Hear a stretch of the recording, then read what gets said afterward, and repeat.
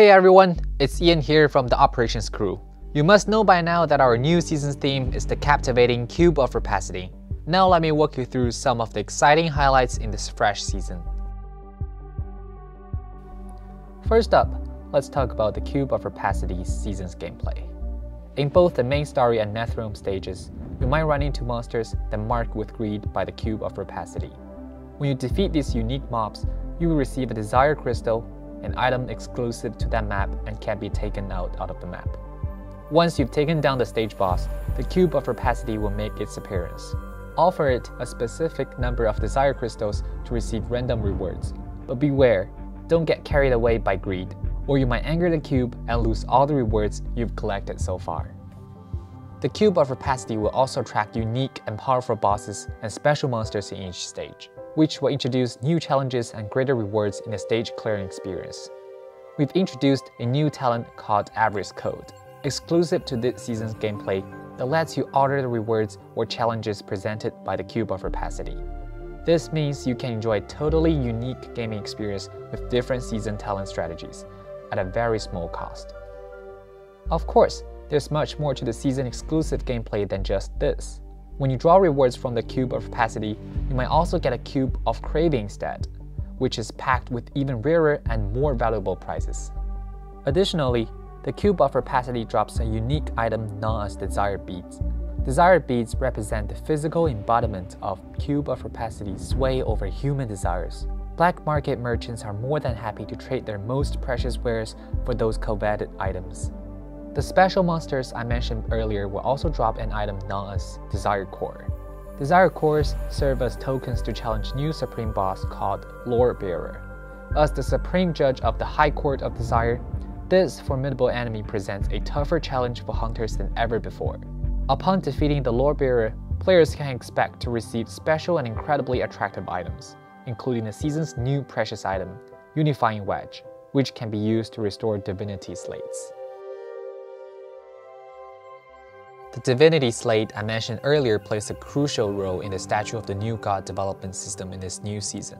The new god has bestowed upon hunters a fresh talent panel, Statue of the New God. Unlike previous talent panels, hunters can now combine and place multiple Divinity Slates on the Statue of the New Gods, granting them potent buffs.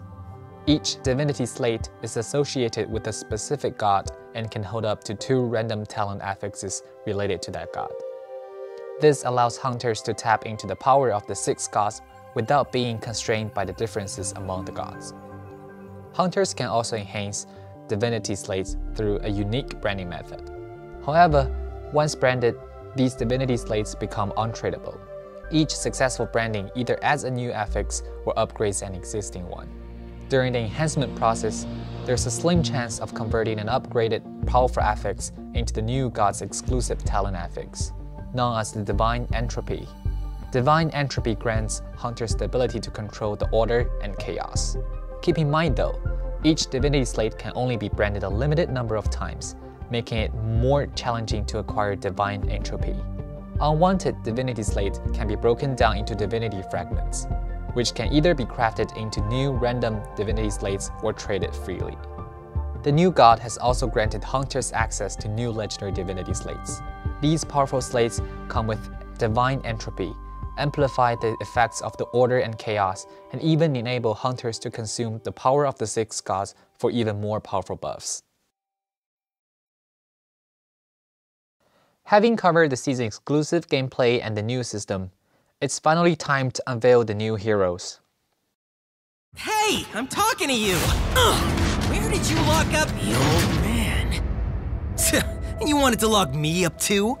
I am Bing!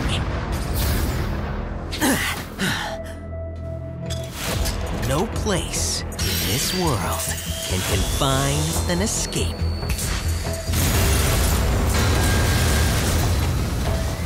Artist!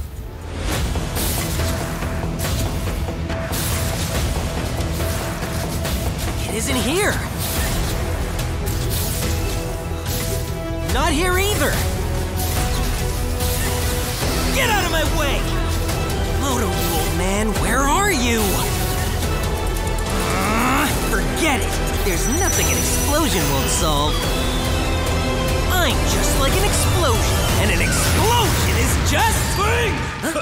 You rascal! Is this how you save someone? Calm down, old man. Check out the fireworks. If we don't blow up this broken world, how can we create a new one?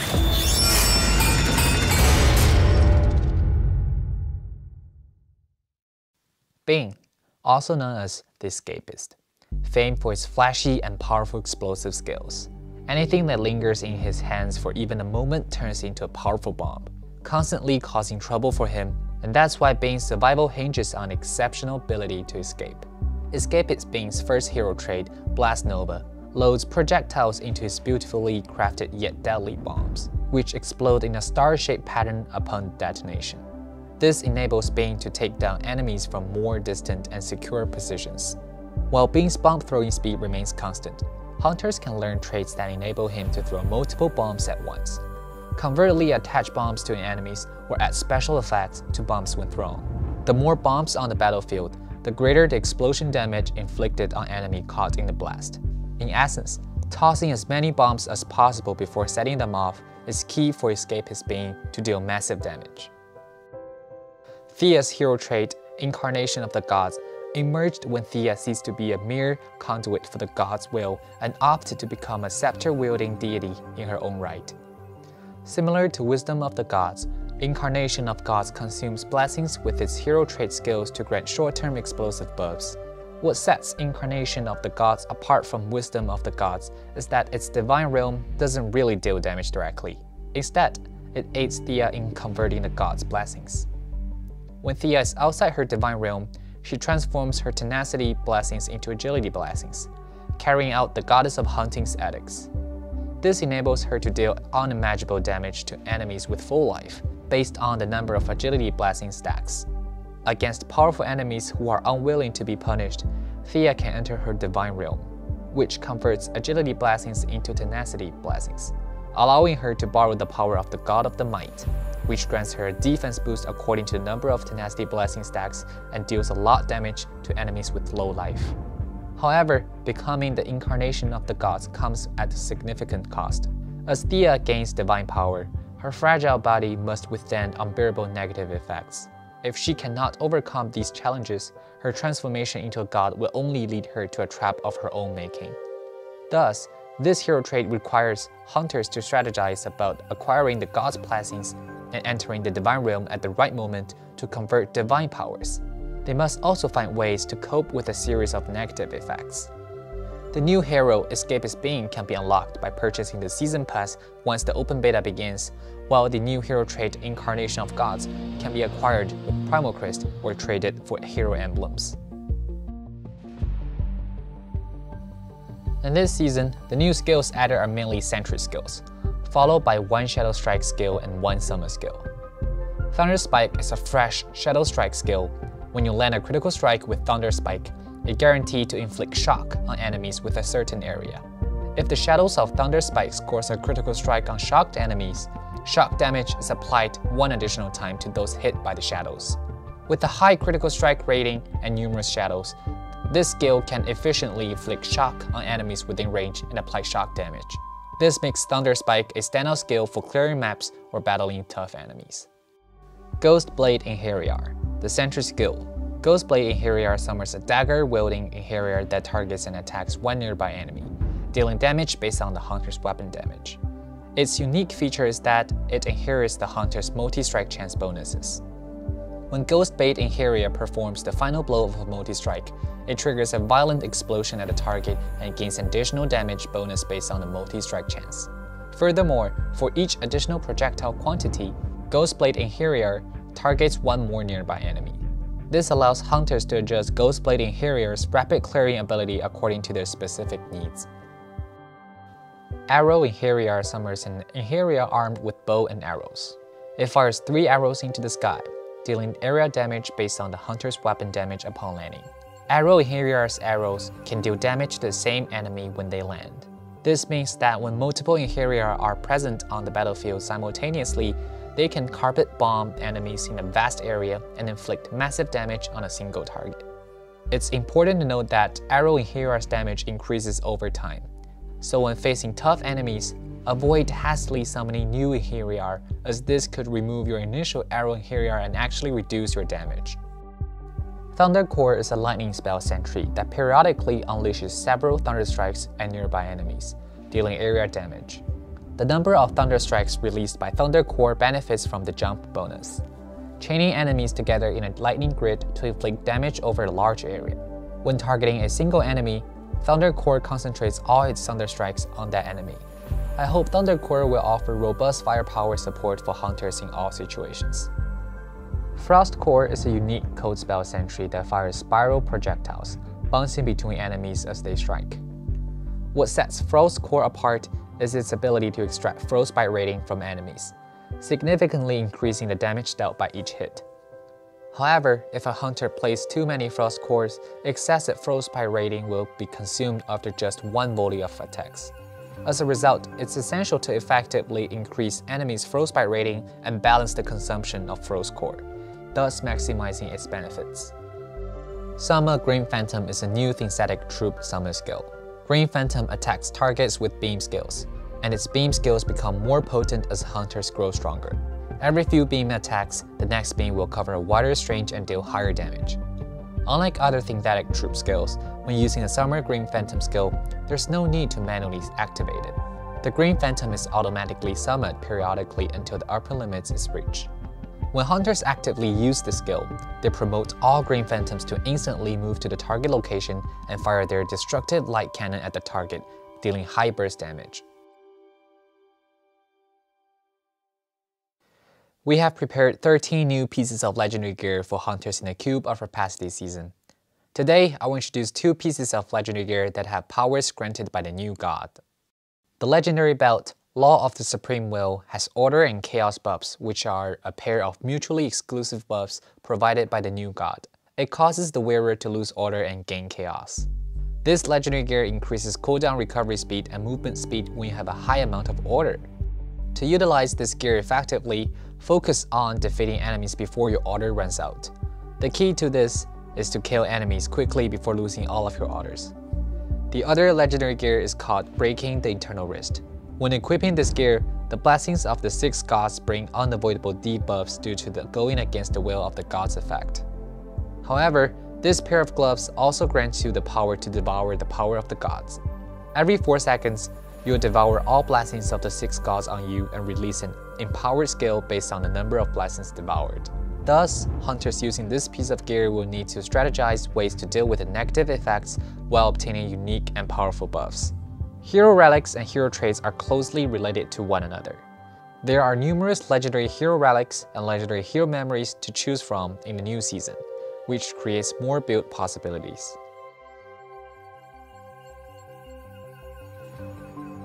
In previous tests, the overall performance of the spell system was relatively weak, making it especially challenging to transition and progress smoothly in the mid-game. For this reason, we have designed Spell Burst, a new developed system for spells. With Spell Burst, hunters can consume Spell Burst stacks when using or triggering channeled spell skills. Based on the number of Spell Burst stacks consumed, they can automatically cast multiple spell skills in a burst within a short period of time, allowing for easy semi-automatic spell casting. Spell Burst is a powerful development system for spells. It enables hunters to have a relaxed and smooth map clearing experience while also allowing them to move around nimbly and avoid enemy damage. However, Spell Burst can only be consumed when it's at maximum stacks, so don't forget to upgrade the charge speed of Spell Burst when upgrading cast speed. We believe the addition of Spell Burst will bring spells to prominence this season. It's time for spells to reign supreme. Command is a new mechanic designed for summoning builds, specifically addressing the monotony of using synthetic troop minions due to the lack of related attributes that can be developed. By adding Command, we have introduced additional development paths for synthetic troop minions and significantly increased the damage dealt by synthetic troops. Since Command will always drop down to 0 quickly, changing the combat rhythm on synthetic troop minions can be achieved by developing Command. Hunters can choose to develop Command in a stable manner to ensure it is always within a certain range, allowing synthetic troop minions to deal consistent damage. Alternatively, special development methods can be employed to gain a large amount of command in a short period of time, making synthetic troop minions attack wildly in an instant to deal massive burst damage. However, this approach may cause you to lose all of your command quickly after bursting. As a result, the key to defeating powerful enemies with an army of synthetic troops lies in learning how to effectively gain and maintain command. This new mechanic offers a more engaging and dynamic experience for hunters who prefer summoning builds.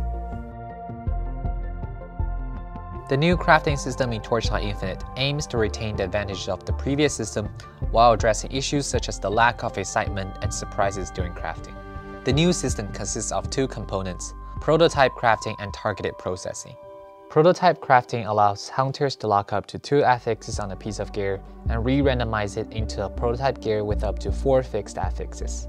This process retains advanced affixes on gear, but the plasticity of the original gear decreases with each craft. Prototype crafting is not possible on gear with 0 plasticity. This method enhances the looting experience, turning gear drops with advanced affixes into valuable crafting materials, and making the crafting process more exciting. Targeted processing replaces the old crafting method. While hunters can still use Amber to craft desired affixes, they no longer have the option to save or revert affixes when crafting a single affix. Instead, they can pay a certain cost to revert the gear to its initial states before target processing. It is recommended that hunters use prototype crafting to create good prototype gear and then use target processing to craft other affixes. This combination makes obtaining powerful gear easier than before, but crafting the best gear becomes more challenging and strategic, enhancing the overall crafting experience for players. Torchlight Infinite is constantly working on game balance adjustments and optimizations based on player feedback and testing. In the new season, many targeted improvements have been made to hero traits, skills, talents, and gear, with a special focus on legendary gear.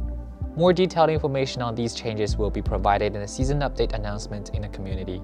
Continual updates and optimizations are being made to enhance various aspects of the game. Some examples include single hit damage limit can now exceed 2.1 billion, Netherrealm map affix customization, skilled effect transparency adjustments, auto channel for skills and other switch features, advanced search in the trade house including searching for the repeated affixes, Path of the Brave improvements, addressing issues like the inability to pick up reverts up to dying, Pack Spirits build configurations.